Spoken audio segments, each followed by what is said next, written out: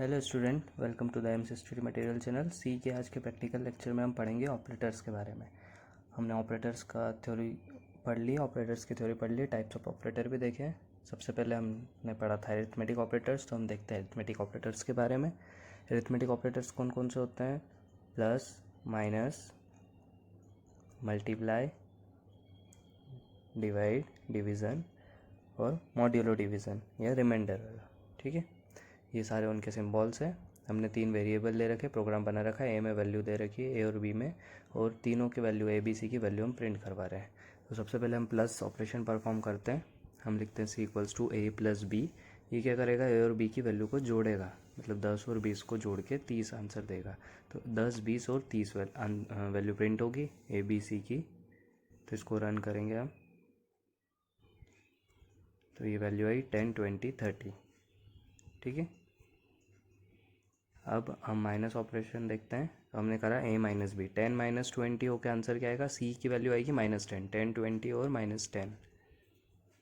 इसको रन करा, 10, 20, -10 आई। ठीक है, हम वैल्यू एक्सचेंज कर लेते हैं पॉजिटिव वैल्यू के लिए। a को 20 और b को 10 कर देते हैं। a माइनस बी अब करेंगे तो क्या आएगा? 10। तो a की वैल्यू 20, b की 10 और c की भी 10। ठीक है, अब हम देखते हैं मल्टीप्लिकेशन ऑपरेशन, एस्टेरिस्क सिंबल या स्टार वाला सिंबल। ए स्टार बी 20 इंटू 10, 200। तो सी की वैल्यू यहाँ पे 200। ए और बी की वैल्यू एज इट इज, सी की वैल्यू 200। अब डिवाइड करते हैं, 20/10 होगा तो आंसर क्या आएगा? 2। तो लास्ट में सी की वैल्यू 2, आगे ए और बी की वैल्यू थी। ठीक है, अब हम देखते हैं मॉड्यूलो ऑपरेटर। मॉड्यूलो क्या करता है? रिमाइंडर देता है। अब 20 को 10 से डिवाइड करेंगे तो पूरा पूरा डिवाइड हो जाएगा, तो रिमाइंडर पर क्या बचेगा? 0। ठीक है, तो सी की वैल्यू क्या आएगी? 0। ये 20, 10 और सी की वैल्यू 0। ठीक है, तो ये रिमाइंडर ऑपरेटर था, क्योंकि रिमाइंडर 20 को 10 से डिवाइड करने पे रिमाइंडर कुछ नहीं बचेगा, 0 बचेगा। ठीक है, अब हम एक चीज़ देखेंगे जो हमने थ्योरी लेक्चर में भी देखी थी, कि इंटीज़र बाय इंटीज़र का आंसर इंटीज़र ही होता है। जब भी इंटीज़र को इंटीज़र से डिवाइड करते हैं तो आंसर आएगा इंटीज़र। ठीक है, जैसे यहाँ पे 20/10 है, तो ये तो सीधे आंसर 2 आ ही रहा है, इंटीज़र ही आ रहा है। ठीक है, हम वैल्यू चेंज कर लेते हैं। ए की वैल्यू 10 और बी की वैल्यू 3, वो वाली वैल्यू चल लेते हैं जो पूरे पूरे डिवाइड नहीं होते, जिसमें पॉइंट के बाद भी आंसर आता है। तो अगर आप 10/3 करोगे तो आंसर क्या आएगा? 3.333333 चलता रहेगा। ठीक है, तो आपने करा क्या? इंटीज़र बाय इंटीज़र, 10 भी इंटीज़र, 3 भी इंटीज़र, लेकिन आंसर क्या आ रहा है? 3.333। लेकिन जब कंपाइलर ये परफॉर्म करेगा तो केवल इंटीज़र आंसर देगा, और जो पॉइंट के बाद की वैल्यू वो नहीं देगा, केवल आंसर क्या आएगा? 3। ठीक है, मतलब ए की वैल्यू 10, बी की 3 और सी की भी वैल्यू क्या आएगी? 3। रन करा इसको हमने, ये 10, 3 और 3, बाद में जो 3 के बाद 0.33 था वो नहीं आया। ठीक है, क्यों नहीं आया? क्योंकि सी कैसा है? इंटीज़र, तो उसने केवल इंटीज़र वैल्यू प्रिंट करी है। ठीक है, अब मॉड्यूलो में हमको देखना है। मॉड्यूलो करेंगे तो 10 mod 3 क्या करेंगे? 3 3 9 और 1, मतलब रिमाइंडर कितना बचा? 1। तो इसका आंसर क्या आएगा? सी में 1। ठीक है, या डायरेक्ट वैल्यू ले लेते हैं हम 10 mod 3। इसमें हमको मेनली देखना है कि माइनस साइन कब आता है रिमाइंडर में। तो माइनस कब आएगा ये हमने देखा था थ्योरी में, जब आगे वाली वैल्यू में माइनस लगा होगा तो आंसर में रिमाइंडर में भी माइनस आएगा, नहीं तो नहीं आएगा। पीछे हो तो भी, केवल आगे होगा तो आएगा। ठीक है, तो इसका आंसर क्या आएगा? 110 mod 3 का, 10, 3 और सी की वैल्यू 1। ठीक है, अब माइनस के लिए चेक करना है हम, तो हम -10 करते हैं, -10 मॉड्यूलो 3, और आगे माइनस है तो रिमाइंडर में भी माइनस आएगा। अब इसको रन करते हैं, तो 10, 3 और -1, तो सी की वैल्यू क्या आई? -1। ठीक है, अब यहाँ से माइनस हटा के हम 3 में ऐड कर देते हैं, 3 में लिखते हैं, लेकिन ये पीछे वाली वैल्यू में माइनस है, तो यहाँ पे रिमाइंडर में माइनस नहीं आएगा, यहाँ पे आया 10, 3 और 1। ठीक, इसका एग्जाम्पल भी हमने देखा था। अब दोनों में माइनस कर दिया हमने। ठीक है, तो माइनस आया, क्योंकि आगे वाली वैल्यू में माइनस है इसलिए रिमाइंडर में माइनस आएगा, तो -1 आया। ठीक है, इसका एग्जांपल देखने के लिए आप वो थ्योरी लेक्चर देख सकते हो, ऑपरेटर्स वाला फर्स्ट पार्ट। ठीक है, तो ये हो गया हमारा सेकंड, जो नोट लिखा था उसमें हमने सेकंड पॉइंट। और थर्ड पॉइंट, अब इंटीजर बाय इंटीजर तो इंटीजर होता है, लेकिन यहाँ हमने इंटीजर डिवाइड बाय फ्लोट करा है, तो बड़ा डाटा टाइप क्या है? फ्लोट। तो वैल्यू किस में आएगी? फ्लोट में, मतलब 3.333 यहाँ पे आएगा, लेकिन वो वैल्यू किस में इनिशलाइज हो रही है? सी में, और सी कैसा है? इंटीजर, तो इंटीजर केवल इंटीजर वैल्यू इनिशलाइज करेगा, मतलब 3 पॉइंट के पहले की वैल्यू, पॉइंट के बाद की वैल्यू इनिशलाइज नहीं होगी, क्योंकि सी कैसा है, इंटीजर, तो सी में वैल्यू वापस 3 ही आएगी। ये रहा 10 3 और 3। क्लियर है। मिक्स्ड डाटा टाइप में हमने देखा, तो जो इसमें इनिशलाइज होगा उस हिसाब से वैल्यू आएगी, ठीक है। लेकिन integer by float equals to float होगा, जो भी बड़ा डाटा टाइप होता है उसमें कन्वर्ट हो जाता है, ठीक है। अब ये फर्स्ट टाइप था। अब सेकेंड टाइप देख रहे हैं हम, रिलेशनल ऑपरेटर। रिलेशनल में less than equals to, greater than equals to और नॉट इक्वल्स टू, ये सारे ऑपरेटर है इसमें, ठीक है। अब रिलेशनल ऑपरेटर वैल्यू क्या देता है, 0 या 1। इसको जनरली हम कंडीशंस के लिए यूज़ करते हैं, इफ़ में, या जब हम आगे पढ़ेंगे फॉर लूप में, इनमें कंडीशंस में जहाँ भी कंडीशंस आएगी वहाँ पे हम रिलेशनल ऑपरेटर यूज़ करते हैं, जैसे ए लेस देन बी, ठीक है। अब इसका आंसर क्या आएगा, 0 या 1, है ना। हम बोल सकते हैं 0 और नॉन ज़ीरो की जगह 1 यूज़ कर रहे हैं, पर कोई सी भी वैल्यू जो नॉन ज़ीरो, ज़ीरो के अलावा, वो सारी ट्रू और 0 मीन्स फॉल्स। अब ए लेस देन बी करा, ए की वैल्यू 10, बी की वैल्यू 3, 10 3 से छोटा है क्या, नहीं है, नहीं है मतलब गलत है मतलब 0। तो ए सी की वैल्यू आएगी 0, ए की वैल्यू 10, बी की 3 और सी की 0, ठीक है। और अगर सही होगा तो वैल्यू आएगी 1। अब हमने लिखा, हम डायरेक्ट वैल्यू ले लेते हैं। हमने लिया 10 लेस देन 9, 10 9 से छोटा है क्या, नहीं है, तो क्या आएगी, सी की वैल्यू 0, ठीक है। उसके बाद केवल सी की वैल्यू प्रिंट करवाते हैं हम, ए और बी की नहीं करवा रहे अभी, ठीक है। क्या आएगी, 0 वैल्यू, ये 0 आएगी सी की वैल्यू, क्योंकि 10 9 से छोटा नहीं है। अब हमने लिखा यहाँ पे 10 10 से छोटा है क्या, नहीं है, तो क्या वैल्यू आई, 0। 10 11 से छोटा है, हाँ है, तो सी की वैल्यू क्या हो जाएगी, 1, ठीक है। तो ये 0 और 1 रिटर्न करता है, सही होगा तो 1, गलत होगा तो 0। अब 10 लेस देन 10, तो ये गलत था, लेकिन इक्वल्स टू लगाया हमने, लेस देन इक्वल्स टू, 10 10 से छोटा है, बराबर है, हाँ छोटा तो नहीं लेकिन बराबर है, इसलिए क्या आई वैल्यू 1, ठीक है। दोनों चेक करेगा।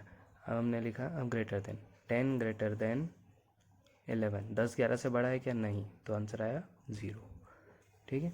10 लेस ग्रेटर देन 9, 10 9 से बड़ा है, हाँ, तो आंसर आया 1, ठीक है। अब less greater than equals to देखते हैं, 10 9 से बड़ा है, बराबर है, बराबर तो नहीं लेकिन बड़ा है, तो सही है, मतलब आंसर आया 1, ठीक है। 10 लेस देन इक्वल्स टू 10, 10 से बड़ा है, बराबर है, बड़ा तो नहीं लेकिन बराबर है, इसलिए आंसर आया था 1, ठीक है। अब हम देखते हैं इक्वल्स टू 10 10 के बराबर है, हाँ है, तो सही है तो 1 आएगा, ये 1 आया, ठीक है। हमने चेंज करी वैल्यू, 10 11 के बराबर है क्या, नहीं है तो क्या आया 0, ठीक है। अब देखते हैं हम नॉट इक्वल्स टू, मतलब इसके बराबर नहीं, 10 11 के बराबर नहीं, ये बोल रहा है स्टेटमेंट, हाँ, तो 10 11 के बराबर नहीं है, मतलब सही है तो 1, ठीक है। अब 10 यहाँ पे 10 कर देते हैं, 10 10 के बराबर नहीं है, पर 10 तो 10 के बराबर होता है, मतलब ये चीज़ गलत है तो आंसर आएगा 0, ठीक है। तो ये रिलेशनल ऑपरेटर हमेशा कैसे वैल्यू रिटर्न करते हैं, 0 या 1 वैल्यू, ठीक है। तो ये सारे हमने ऑपरेटर देखे। अब थर्ड ऑपरेटर हम देखेंगे, लॉजिकल ऑपरेटर्स, ठीक है। लॉजिकल में हमारे पास 3 ऑपरेटर है, एंड, और नॉट, लॉजिकल एंड, लॉजिकल और लॉजिकल नॉट। लॉजिकल एंड और लॉजिकल और, ये दोनों हैं बाइनरी ऑपरेटर, और जो लॉजिकल नॉट है ये है हमारा यूनरी ऑपरेटर, एक ही ऑपरेंड लगेगा, ठीक है। इसका आंसर भी क्या होगा, ट्रू या फॉल्स, है ना। True means non zero value, zero के अलावा सारी वैल्यू नॉन ज़ीरो वैल्यू होती है और ट्रू होती है, और ज़ीरो मतलब फॉल्स वैल्यू, ठीक है। तो एंड में हमने देखा है कि कब ट्रू होगा, जब लॉजिकल एंड यूज़ करेंगे, जब दोनों कंडीशन ट्रू होगी तो ही आंसर ट्रू होगा या 1 होगा, ठीक है। तो हम चेक करते हैं, हमने लिखा 1 एक कंडीशन, दूसरे में भी 1, ठीक है, 1 एंड 1, दोनों कंडीशन ट्रू है तो आंसर क्या आएगा 1, ये आंसर क्या आया 1, ठीक है। इसमें एक भी 0 तो आंसर 0, ये एक 0 लिखा तो आंसर क्या हो गया 0, ठीक है। पहले 0 कर देते हैं, बाद में 1 कर देते हैं, पर एक भी 0 है तो आंसर 0, ये आंसर आया 0, ठीक है। केवल दोनों 1 पे ही आंसर क्या आ रहा है, 1 आ रहा है, किसमें, लॉजिकल एंड में, ठीक है। अब केवल 1 लिखना ज़रूरी नहीं, 1 0 के अलावा जो भी है नॉन ज़ीरो, ठीक है। 5 एंड 1 दोनों नॉन ज़ीरो है, इसलिए वैल्यू कैसी थी, ट्रू, और एक भी ज़ीरो तो आंसर ज़ीरो। ठीक है, 5 भी ट्रू वैल्यू ही है। ठीक है, अब और ऑपरेटर में क्या था, एक भी 1 मिल गया तो आंसर 1, अगला 0 हो या 1 हो कोई मतलब नहीं है। ठीक है, एक भी 1 तो आंसर 1 और में। ठीक है, तो एक 1 हो गया हो तो अगला 1 हो या 0 हो आंसर क्या आएगा, 1 आएगा। ठीक है, अब यहाँ पे हम देखते हैं 5 है मतलब नॉन ज़ीरो, और 0 मतलब नॉन ज़ीरो वैल्यू है मतलब 1। ठीक है, यहाँ दोनों 1 है मतलब दोनों ट्रू है, दोनों ट्रू वैल्यू है तो आंसर ट्रू आएगा। अब एक फॉल्स वैल्यू है, 0 में फॉल्स, तो भी 1 आ रहा है क्योंकि एक वैल्यू 1 है, तो एक भी 1 तो आंसर 1। ये फॉल्स कब आएगा, तब दोनों वैल्यू 0 होगी, दोनों वैल्यू 0 तो आंसर 0। ठीक है, तो 1 2 3 4 5 कुछ भी लिखा उसका मतलब होगा ट्रू, और 0 का मतलब फॉल्स, तो ऐसे याद रखना, दोनों ट्रू, एक भी ट्रू तो आंसर ट्रू। अब लॉजिकल नॉट देखते हैं, ये क्या करता है, 1 को 0, 0 को 1, इसने 1 को क्या कर दिया 0, और 0 को क्या कर देगा 1, 0 को कॉम्प्लीमेंट कर दिया 1। ठीक है, ये 6 लिखा मतलब ट्रू वैल्यू, ट्रू को कर देगा फॉल्स, फॉल्स मीन्स 0। ठीक है, तो ट्रू और फॉल्स से याद रखना तो ज़्यादा आसान रहेगा। ठीक है, अब लॉजिकल एंड में हमने एक चीज़ देखी थी कि दोनों 1 होगा तो ही आंसर क्या आएगा 1, अगर 0 मिल गया वहीं पे बात ख़त्म कि अब आगे नहीं बढ़ना है। ठीक है, तो अगर बाद में 0 मिला तो ठीक है, दोनों कंडीशन चेक होगी, लेकिन अगर पहले ही 0 मिल गया, पहली कंडीशन से ही 0 मिल गया, तो वो बाद वाली कंडीशन चेक करेगा क्या, नहीं करेगा, क्योंकि 0 एक भी 0 मिल गया मतलब आंसर 0 आना पक्का है, तो आगे की कंडीशन चेक ही नहीं करता है। ठीक है, तो इसके एग्जाम्पल के लिए देखते हैं, हम तीनों वेरिएबल यूज़ कर लेते हैं, इनमें दूसरी वैल्यू असाइन करेंगे, तो तीनों वैल्यू को प्रिंट भी करते हैं। अब हमने लिखा सी में, सी इक्वल्स टू, हम ए में एक वैल्यू डालते हैं 5 जो कि नॉन ज़ीरो है ना, मतलब ट्रू वैल्यू, एंड ब्रैकेट में लिख देते हैं, नहीं तो एल वैल्यू रिक्वायर्ड की एरर आएगी। ए इक्वल्स टू 5 को ब्रैकेट में लिखा, और दूसरे ब्रैकेट में बी इक्वल्स टू 7। ठीक है, दोनों वैल्यू कैसी है, ट्रू वैल्यू है। ठीक है, तो ए में 5 जा रहा है मतलब नॉन ज़ीरो वैल्यू, बी में 7 जा रहा है मतलब 7 हो जाएगा रिप्लेस, तो नॉन ज़ीरो वैल्यू, दोनों नॉन ज़ीरो वैल्यू मतलब दोनों ट्रू वैल्यू, और दोनों ट्रू है एंड में, तो आंसर क्या आएगा 1, ट्रू आएगा आंसर मतलब 1। तो सी में क्या इनिशलाइज होगा 1, ए में 5 हो रहा है, बी में 7, और दोनों ट्रू है तो सी में 1, तो 5 7 1 आंसर आएगा। ये आंसर क्या है 5 7 1। ठीक है, अब जो हमको मेन चीज़ देखनी है वो चेक करते हैं। अभी तो बाद वाली कंडीशन 0 करी है, तो पहली कंडीशन तो ट्रू मिली है, तो बाद वाली कंडीशन चेक करेगा, हाँ करेगा, तो ए इक्वल्स टू 5 तो चलेगा। ठीक है, क्योंकि ये ट्रू वैल्यू है। एंड बी इक्वल्स टू 0 पर चेक तो करेगा कि 0 या 1, तो उसमें 0 इनिशलाइज हुआ, जब भी उसको पता चला कंडीशन फॉल्स है, तो ए में 5 होगा, बी में 0 होगा, और सी में एक भी 0 तो आंसर 0, तो सी की वैल्यू 0, तो 5 0 और 0। ठीक है, अब हमको क्या देखना है, मेन चीज़ कि अगर पहले 0 आ जाए तो बाद वाली कंडीशन टेस्ट होगी या नहीं। तो हमने पहले 0 कर दिया, ए इक्वल्स टू 0, ए में 0 इनिशलाइज हुआ, and B equals to 5 initialise हुआ, पर ए में 0 आ गया है तो आगे जाएगा क्या, नहीं, क्योंकि एक भी 0 मिलने से आंसर 0 आएगा, तो बी में 5 आएगा क्या, नहीं आएगा, बी में जो पहले की वैल्यू है 3 वही रहेगी, तो ए में तो 0 आ जाएगा, आगे चेक होगा ही नहीं, फिर बी में 3 ही रहेगा, और सी में क्या आ जाएगा 0, क्योंकि एक भी 0 तो आंसर 0, तो 0 3 0 आंसर आना चाहिए इसका। ठीक है, ए में 0, बी में 3 और सी में 0, तो ये आंसर इसका है 0 3 0, मतलब वो बी इक्वल्स टू 5 चला ही नहीं। ठीक है, तो ये हमको चेक करना था।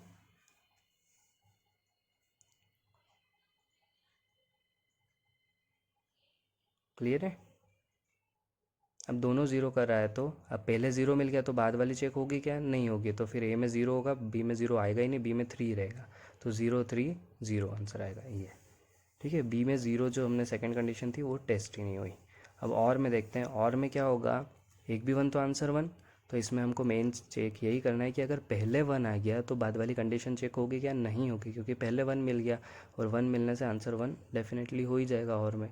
ठीक है, तो हमने इसमें ए इक्वल्स टू 0 लिखा, बी इक्वल्स टू 1, तो ए इक्वल्स टू पहले 0 मिला तो बाद वाली कंडीशन चेक होगी, हाँ होगी, तो उसमें 1 इनिशलाइज होगा, तो 0 1 और एक भी 1 मिलने से आंसर 1, इसलिए 0 1 1 आंसर आया था। ठीक है, अब बी में 0 इनिशलाइज करा, ए में भी 0 है, दोनों 0 है, तो आंसर 0। ठीक है, चेक दोनों कंडीशन हुई, क्योंकि 1 उसको मिला ही नहीं, 0 0 और 0। अब हमने पहले 1 कर दिया, बाद में 0 है, तो अब हमको देखना है सेकंड कंडीशन चलेगी या नहीं चलेगी, क्योंकि पहले ही 1 मिल गया तो आंसर 1, मतलब सी में 1 आएगा, ए में 1 आएगा। अब आगे वाली कंडीशन बी अगर चली तो उसमें 0, और नहीं चली तो बी में पहले की वैल्यू क्या है 3 है, तो पहले की वैल्यू ही रहेगी क्योंकि बाद वाली कंडीशन चेक नहीं होगी। तो ए में 1 रहेगा, बी में 3 रहेगा और सी में 1 हो जाएगा, क्योंकि एक भी 1 तो आंसर 1, तो ये आंसर आया 1 3 1। ठीक है, बाद वाली condition B equals to 0 check ही नहीं हुई। अब दोनों कंडीशन ट्रू है, 1 है और 9 है, तो पहले ही 1 मिल गया तो बाद वाली कंडीशन चेक होगी क्या, नहीं, बी इक्वल्स टू 9 होगा, नहीं होगा, बी में 3 ही रहेगा, तो A equals to 1, B equals to 3 और सी इक्वल्स टू 1, ये रहा, बी में 9 आया ही नहीं। क्लियर है? ठीक है, अब बाद में बी में 0 करा और ए में 0, दोनों 0 है, तो अब पहली कंडीशन भी चेक होगी, दूसरी भी चेक होगी, तो दोनों चली तो दोनों में 0, और दोनों 0 तो आंसर 0, तो तीनों में 0 आया। ठीक है, तो यही मेनली हमको चेक करना था। ठीक है, एंड और में, एंड में अगर आगे 1 है, दोनों 1 है तो ही आंसर 1 आएगा, आगे 0 हो गया तो बाद की कंडीशन चेक नहीं होगी। ठीक है, बाकी आगे लेक्चर में देखेंगे हम। Thank you.